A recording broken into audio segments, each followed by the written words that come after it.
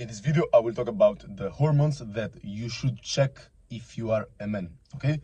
And when I'm talking about hormones, I'm talking about the most important hormones that basically I would personally check, okay? So what I basically do when I do my blood work, I actually test specific hormones, okay? So maybe if you do a normal blood work, most doctor will put you like thyroid hormones, maybe vitamin D, and mainly these type of hormones, okay? But there are a lot of hormones you should actually check, okay? Particularly if you're a man. Let's start by testosterone, okay? I would check testosterone even if I feel good, okay?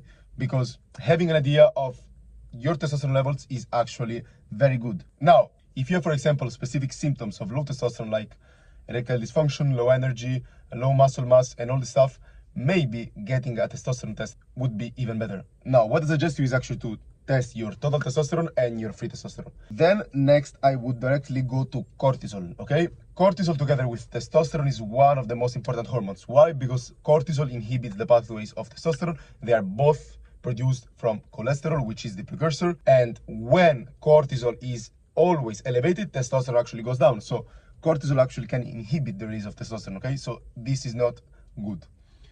Having ideally normal cortisol with high testosterone levels, both free and total, is ideal, okay? Next, I would check my insulin because insulin is extremely important.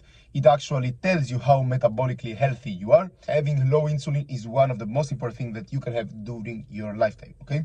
So if you want to keep your insulin low, you should aim to do a lot of exercise, lots of walking, not constantly eating. So doing, for example, intermittent fasting, and basically eating healthy food. So not eating too much junk food and not always spiking your insulin, okay? Next, guys, I would test my vitamin D because vitamin D is very important. You get it from the sun. It's also correlated to testosterone levels.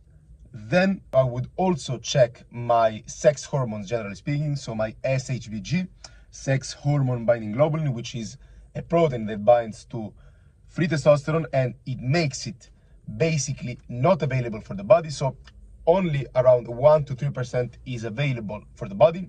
So it's unbound from SHBG. So when SHBG is higher, there is less free testosterone that could be used by your body. Okay, so ideally we want to keep the SHBG low. Okay, next I would check LH and FSH because they are both important for your fertility parameters, particularly LH, luteinizing hormone.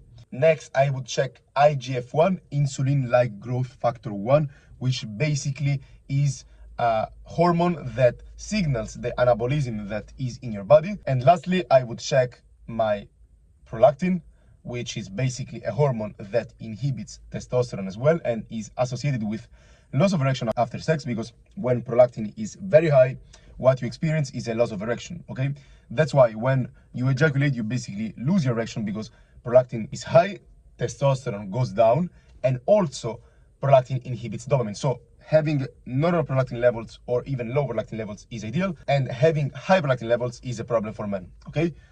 And the last are thyroid hormones, okay? So you have basically an idea of your metabolism. These are basically the hormones I would check. A plus is actually DHT, but it is quite expensive. So DHT is basically an hormone that is a metabolite of testosterone. It's basically the most potent androgen in the body.